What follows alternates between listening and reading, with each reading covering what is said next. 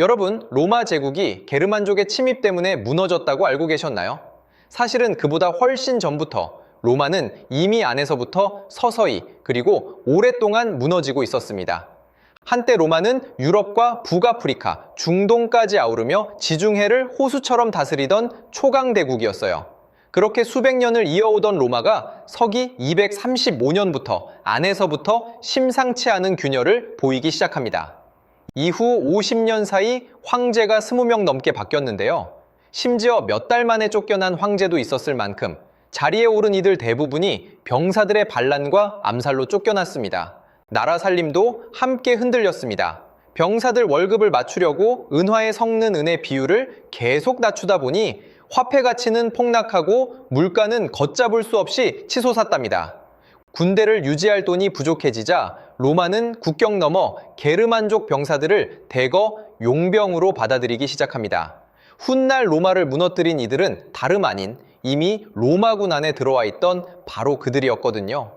결국 서기 476년 10대 소년 황제가 게르만 출신 장군에게 폐위되며 서로마 제국은 막을 내립니다. 그 소년의 이름은 로물루스 아우구스툴루스, 로마를 세운 로물루스와 초대 황제 아우구스투스의 이름을 그대로 물려받은 이름이었어요. 그런데 서로마가 무너지기 한 해 전인 475년 한반도에서는 고구려 장수왕이 백제의 도읍 한성을 공격해 함락시켰습니다. 대륙 이쪽과 저쪽에서 오래된 질서가 저마다 흔들리던 시절이었습니다. 결국 로마를 끝내 무너뜨린 건 성벽 밖에서 몰려온 게르만족이 아니라 이미 성벽 안에 들어와 있던 균열이었습니다. 제국은 언제나 바깥이 아니라 가장 화려해 보일 때 가장 안쪽에서부터 먼저 무너지는 법이었습니다. 여러분, 알렉산더 대왕 하면 역사상 최고의 정보강을 떠올리실 겁니다. 그런데 그가 세운 제국은 그가 죽고 차에 20해도 못 가 산산조각이 났습니다. 기원전 3세 36년 알렉산더는 20살의 나이로 마케도니아 왕위에 올랐습니다. 그러고는 12해 남짓한 짧은 기간에 그리스와 페르시아를 지나 인도 접경까지 유라시아 최대의 제국을 세웠습니다. 인류 역사를 통틀어도 손꼽히는 정복 속도였습니다. 그런데 기원전 323년 바빌론에서 32살의 알렉산더가 갑작스러운 고열에 시달리다 10여일 만에 세상을 떠나고 맙니다. 정확한 사인은 지금까지도 논란거리인데요. 말라리아였다는 설도 있고 독살이었다는 설, 장티푸스였다는 설까지 다양하게 갈립니다. 더 큰 문제는 따로 있었습니다. 알렉산더가 후계자를 정해두지 않았던 겁니다. 임종 자리에서 제국을 누구에게 물려줄 것이냐는 물음에 그는 그저 가장 강한 자에게라는 짧은 한마디만 남겼다고 전해집니다. 그러자 그를 따르던 페르디카스, 프톨레마이오스, 셀르코스, 안티고노스 같은 부하 장군들이 저마다 칼을 빼들었습니다. 이들이 제국의 땅을 놓고 벌인 다툼을 후계자들의 전쟁이라는 뜻으로 디아도코이 전쟁이라 부릅니다. 그렇게 20해 안팎 만에 하나였던 알렉산더 제국은 마케도니아와 이집트의 프톨레마이오스 왕조, 시리아의 셀루코스 왕조를 비롯한 여러 나라로 쪼개지고 맙니다. 그리고 이 무렵 한반도에서는 고조선이 스스로 왕을 칭하며 중국의 연나라와 맞서고 있었습니다. 12해 만에 세계의 절반을 정복했던 그 힘이 정작 그것을 지키는 데는 채 20해도 버티지 못한 셈입니다. 정복하는 재능과 다스리는 재능은 처음부터 전혀 다른 문제였던 겁니다. 알렉산더가 세계사에 남긴 건 지도 위에 그려진 거대한 영토가 아니라 세계를 정복하는 일보다 그것을 지켜내는 일이 훨씬 더 어려웠다는 사실, 바로 그것이었습니다. 다음 편은 중국을 처음 통일한 진시황의 제국입니다. 구독해 두시면 바로 이어서 보실 수 있어요. 여러분, 만리장성을 쌓고 중국을 최초로 하나의 나라로 만든 진시황을 기억하실 겁니다. 그런데 그가 세운 통일제국은 겨우 15년 만에 무너지고 말았습니다. 기원전 221년 진시황은 수백 년 동안 이어진 전국시대를 끝내고 중국을 최초로 통일했습니다.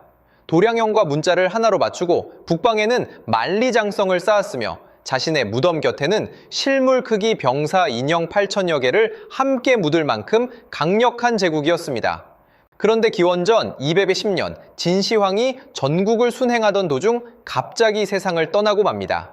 그의 나이 겨우 49이었는데요. 정확한 사인은 지금도 여러 설이 엇갈립니다.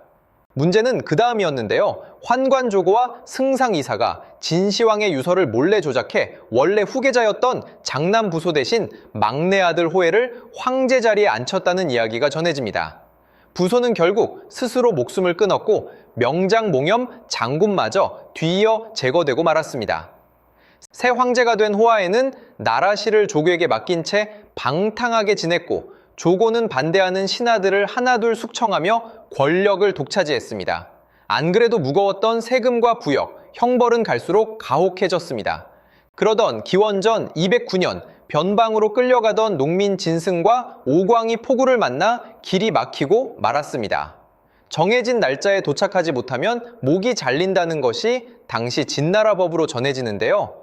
어차피 죽을 목숨이라면 차라리 반란을 택하겠다며 이들은 봉기를 일으켰습니다. 이 작은 봉기는 순식간에 전국으로 번졌고 기원전 207년 결국 진나라는 무너지고 맙니다. 중국을 통일한 지 겨우 15년, 진시황이 세상을 떠난 지는 단 3년 만의 일이었습니다. 이 무렵 한반도에서는 중국의 혼란을 피해 넘어온 유민들이 고조선으로 흘러들고 있었습니다.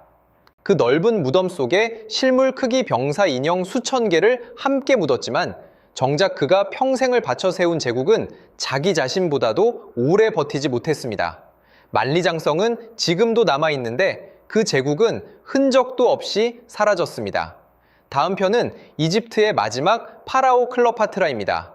구독해두시면 놓치지 않으실 거예요.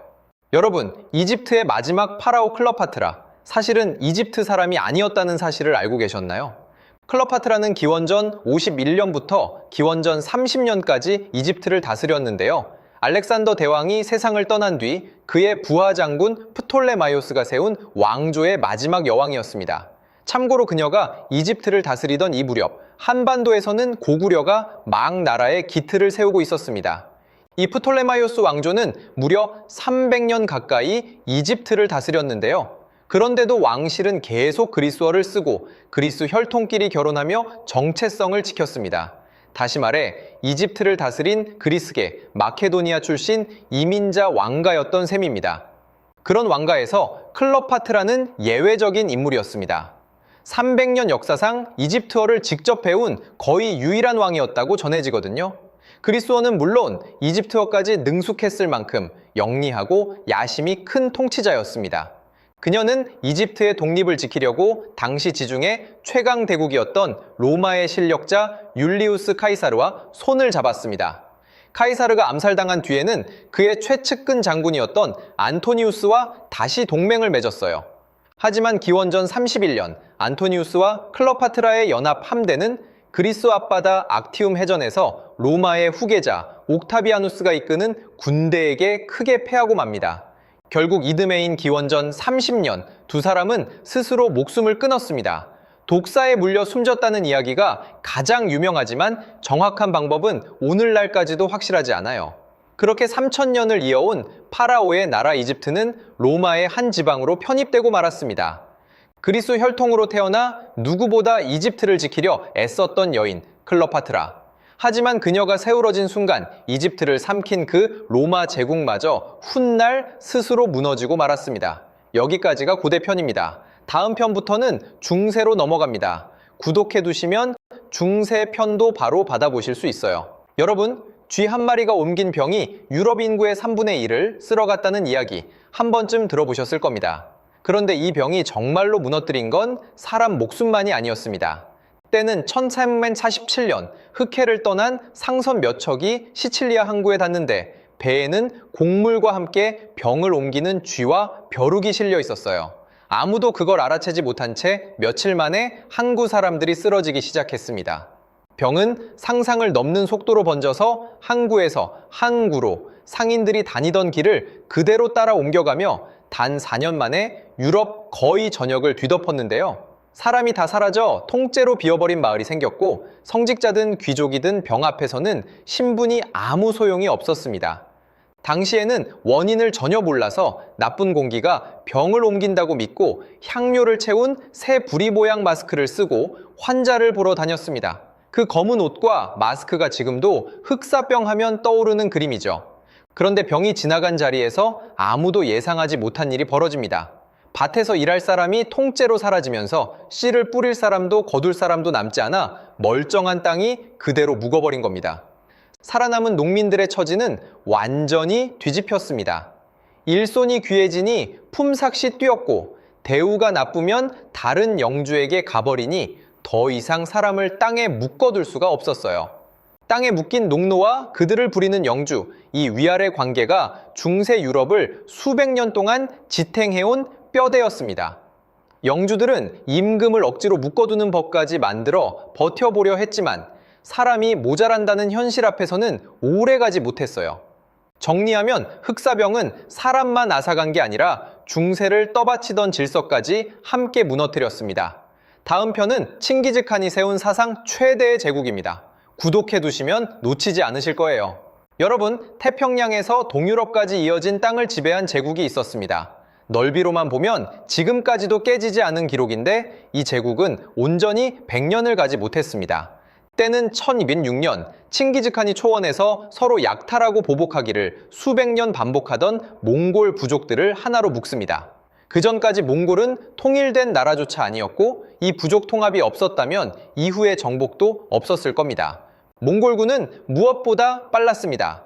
말 위에서 활을 쏘는 기병이 주력이었고 보급을 최소로 줄여 하루에 놀라운 거리를 이동했는데 항복하면 살려두고 저항하면 본보기로 삼는 방식도 함께 썼습니다.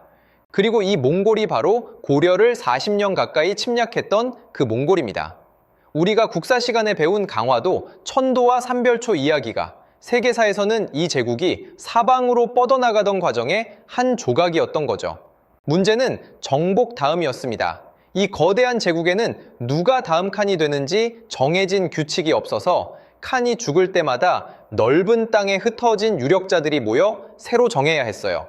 그러던 1259년 몽케 칸이 원정 중에 세상을 떠나자 동생들 사이에서 자리를 두고 다툼이 벌어집니다. 쿠빌라이와 아리크부카가 각자 자기가 칸이라 선언하면서 정복은 멈추고 제국은 안에서 두 쪽으로 갈라졌습니다. 결국 하나였던 제국은 킵차크 칸국을 비롯한 4개의 나라로 갈라졌고 각자 다른 종교와 문화를 받아들이며 서서히 남남이 됐습니다. 세계를 정복하는 데는 성공했지만 그것을 온전히 물려주는 데는 실패한 겁니다. 정리하면 몽골 제국을 무너뜨린 건 바깥의 적이 아니라 다음을 정해두지 않은 자기 자신이었습니다. 다음 편은 그 칭기즈칸의 후손이 인도에 세운 제국입니다. 구독해두시면 바로 이어서 보실 수 있어요. 여러분, 인도를 300년 넘게 지배한 무굴 제국이 사실은 몽골에서 이름을 가져왔다는 걸 알고 계셨나요? 인도를 대표하는 왕조인데 정작 그 이름에 뿌리는 인도가 아니라 저 멀리 초원에 있습니다. 때는 1126년 바부르라는 인물이 인도 북부를 차지하고 새 왕조를 여는데 그는 중앙아시아 출신으로 티무르와 칭기즈칸의 후예로 전해집니다. 고향에서 밀려나 남쪽으로 내려온 끝에 자리를 잡은 겁니다. 무굴이라는 말 자체가 몽골을 가리키는 페르시아식 표현이었습니다.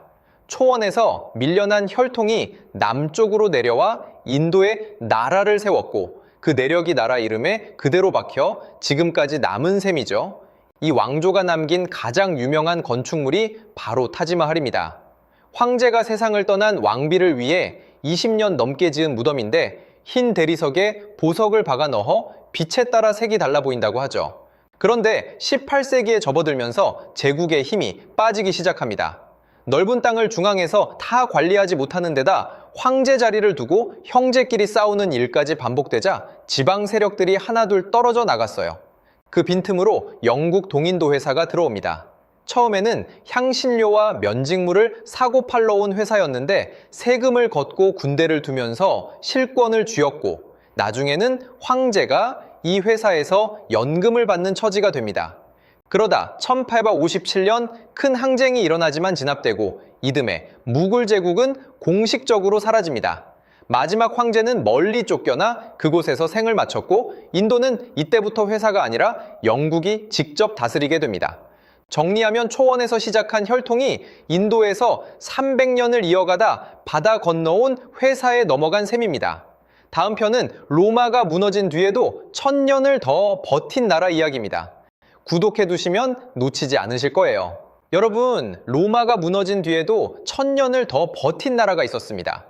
우리가 로마의 멸망이라고 배운 서기 476년 그 사건은 알고 보면 절반의 이야기였어요. 서로마가 무너졌을 때 동쪽 절반은 그대로 남아 있었고 수도는 콘스탄티노플이었습니다.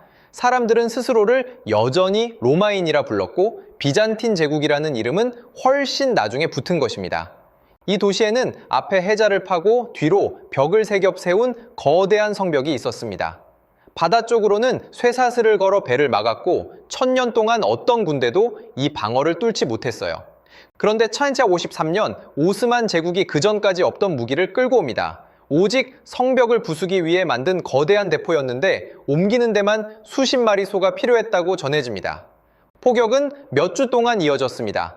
벽이 무너지면 시민들이 밤새 흙과 나무로 메우고 다시 무너지면 또 메우기를 반복했지만 지키는 병력이 수천 명인데 비해 공격하는 쪽은 그 10배가 넘었다고 전해집니다. 결국 1000년을 버틴 벽이 뚫립니다. 마지막 황제는 도망칠 배가 준비돼 있었는데도 떠나지 않고 황제 표식을 떼고 성벽에서 싸우다 전사했다고 전해집니다. 그리고 이날 로마라는 이름이 세상에서 완전히 사라집니다. 서로마가 무너진 지 거의 1000년 만이었고 이 도시를 차지한 오스만은 이곳을 새 수도로 삼아 이스탄불이라 부르게 됩니다. 콘스탄티노플이 함락되던 그해 조선에서는 수양대군이 조카 단종의 왕위를 빼앗는 개유정난이 일어났습니다. 여기까지가 중세편이고 다음 편부터는 근대로 넘어갑니다. 구독해두시면 이어서 보실 수 있어요. 여러분, 지난 이야기에서 1000년을 버틴 성벽을 무너뜨린 나라가 있었습니다. 그런데 성을 무너뜨린 그 나라도 결국 똑같은 자리에 서게 됩니다. 콘스탄티노플을 차지한 오스만은 그 도시를 새 수도로 삼고 이름까지 바꿔 부르며 계속 뻗어나갔습니다. 한때는 발칸반도와 중동, 북아프리카까지 아우르며 유럽과 아시아, 아프리카 세 대륙에 걸친 거대한 제국이었어요. 유럽 입장에서 오스만은 오랫동안 가장 두려운 상대였습니다. 두 차례나 빈 성문 앞까지 밀고 들어갔고 유럽 나라들이 힘을 합쳐야 겨우 막아낼 수 있을 정도였습니다. 그런데 시간이 흐르면서 상황이 완전히 뒤집힙니다. 유럽이 산업혁명과 새로운 무기로 앞서 나가는 동안 오스만은 그 속도를 따라가지 못한 채 넓은 땅을 옛 방식으로 다스리고 있었어요. 자, 그러다 19세기가 되자 유럽 사람들은 오스만을 두고 유럽의 병자라고 불렀습니다. 물론 이건 당시 유럽 쪽의 시각이었지만 그리스를 시작으로 발칸의 여러 지역이 차례로 떨어져 나가며 영토가 실제로 계속 줄고 있었습니다. 결정타는 제1차 세계대전이었습니다. 독일 편에 서서 참전했다가 패전국이 되면서 중동을 비롯해 남아있던 영토마저 승전국들에게 대부분 넘어가고 맙니다. 그리고 1922년 술탄 제도가 폐지되며 오스만 제국은 공식적으로 사라집니다. 콘스탄티노플을 차지한 지 623년, 지난 편에서 1000년 성벽을 무너뜨렸던 바로 그 나라의 최후였어요. 정리하면 성벽을 무너뜨린 쪽도 시간이 지나면 결국 무너지는 쪽이 됩니다. 다음은 수백만 인구를 가지고도 병사 수백 명에게 무너진 아메리카의 거대 제국 이야기입니다. 여러분, 수백만 명이 살던 제국이 외국 군대 수백 명에게 무너졌다는 이야기 들어보셨을 겁니다. 그런데 그 수백 명만으로는 애초에 불가능한 일이었어요. 때는 16세기 초 아메리카 대륙에는 이미 거대한 제국들이 자리 잡고 있었습니다. 중앙아메리카에는 아스테카가, 남아메리카 안데스 산맥을 따라서는 잉카가 수백만 명을 다스리고 있었어요. 특히 잉카는 험한 산맥을 따라 수천 킬로미터에 이르는 도로망을 놓고 파발꾼을 릴레이로 달리게 해 소식을 전했습니다. 문자 대신 매듭을 묶어 기록을 남기는 방식도 함께 썼죠. 그런데 스페인 사람들이 본격적으로 들어오기도 전에 그들이 옮긴 천연두 같은 전염병이 먼저 퍼졌습니다. 한 번도 겪어본 적 없는 병이라 면역이 없었고 마을 단위로 사람이 사라질 만큼 번졌어요. 지도자와 지휘부까지 병으로 쓰러지면서 제국은 안에서부터 흔들렸습니다. 잉카에서는 마침 황제 자리를 두고 형제가 갈라져 내전을 벌이던 참이었고요. 게다가 아스테카의 지배와 곡물에 억눌려 있던 주변 부족들이 스페인 편에 섰습니다. 실제 전장에 선 병력의 대부분은 스페인 사람이 아니라 이들이었어요. 결국 1921년 아스테카가, 1933년에는 잉카가 차례로 무너집니다. 수백 년을 이어온 두 제국이 10여 년 사이에 나란히 사라진 셈입니다. 정리하면 제국을 무너뜨린 건 몇백 자루의 총이 아니라 이미 안에서 갈라져 있던 틈이었습니다. 다음은 유럽을 정복하고도 러시아의 겨울 앞에 무너진 나폴령입니다. 여러분, 나폴령 하면 워털루에서 졌다는 이야기를 떠올리실 겁니다. 그런데 그의 제국을 실제로 무너뜨린 건 그보다 3년 앞선 다른 사건이었어요. 때는 1882년 나폴령이 약 60만 명의 대군을 이끌고 러시아로 향합니다. 유럽 여러 나라에서 끌어모은 병력까지 더한 당시로서는 상상하기 어려운 규모였어요. 그런데 러시아군은 정면으로 맞서지 않았습니다. 계속 물러나면서 마을과 곡식 창고를 스스로 불태워 뒤따라오는 60만 명이 먹을 것을 아무것도 남기지 않았습니다. 모스크바에 도착하기는 했습니다. 그런데 도시는 이미 사람들이 빠져나가 텅 비어 있었고 곧 큰 불에 휩싸이면서 겨울을 날 보급기지 역할을 전혀 하지 못했어요. 결국 겨울이 닥치기 전에 돌아가야 했습니다. 그런데 후퇴하는 길에서 진짜 적을 만납니다. 영하 수십 도의 추위와 굶주림, 그리고 병이었어요. 돌아온 병력은 5만 명에도 미치지 못했다고 전해집니다. 10명 중 9명이 돌아오지 못한 셈인데 대부분은 전투가 아니라 길 위에서 쓰러진 사람들이었습니다. 나폴령이 러시아에서 무너지던 그해, 조선에서는 홍경래의 난이 진압되고 있었습니다. 대륙의 이쪽과 저쪽에서 저마다의 사건이 겹치던 시기였어요. 정리하면 유럽을 정복한 군대를 무너뜨린 건 적군이 아니라 겨울이었습니다. 다음은 시리즈의 마지막, 1000년을 간다고 큰소리 쳤던 제국이 겨우 12년 만에 끝난 이야기입니다. 여러분, 히틀러는 자기가 세운 나라가 1000년을 갈 거라고 큰소리 쳤습니다. 그런데 그 나라는 겨우 12년 만에 끝납니다. 당시 1930년대 독일은 제1차 세계대전 패배와 극심한 경제난으로 무너져 있었습니다. 일자리를 잃은 사람들의 불안과 분노 속에서 히틀러가 권력을 잡습니다. 그는 자기 나라를 1000년 제국이라 부르며 앞으로 1000년을 갈 거라고 선언했습니다. 그리고 1939년 이웃나라를 침공하면서 결국 전쟁을 일으켰어요.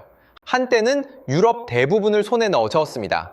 서쪽으로는 프랑스까지, 북쪽으로는 북유럽까지 밀고 들어가면서 지도만 보면 거침없이 뻗어나가는 것처럼 보였죠. 그런데 문제는 그 다음이었습니다. 서쪽 전선을 정리하지 못한 채 동쪽으로도 전쟁을 벌이면서 두 방향에서 동시에 싸우게 되자 힘이 빠르게 나뉘기 시작합니다.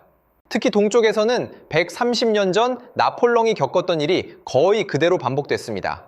끝없이 넓은 땅과 혹독한 겨울 앞에서 보급이 끊기고 전선이 무너졌어요. 결국 1945년 이 제국은 무너집니다. 1000년을 간다던 나라의 실제 수명은 12년으로 우리가 이 시리즈에서 다룬 어떤 제국보다도 짧았습니다. 그리고 이 제국이 무너지던 그해 한반도는 마침내 광복을 맞았습니다. 제국의 최후 12개의 이야기가 여기서 마무리됩니다. 구독해 두시면 다음 시리즈도 함께 보실 수 있어요.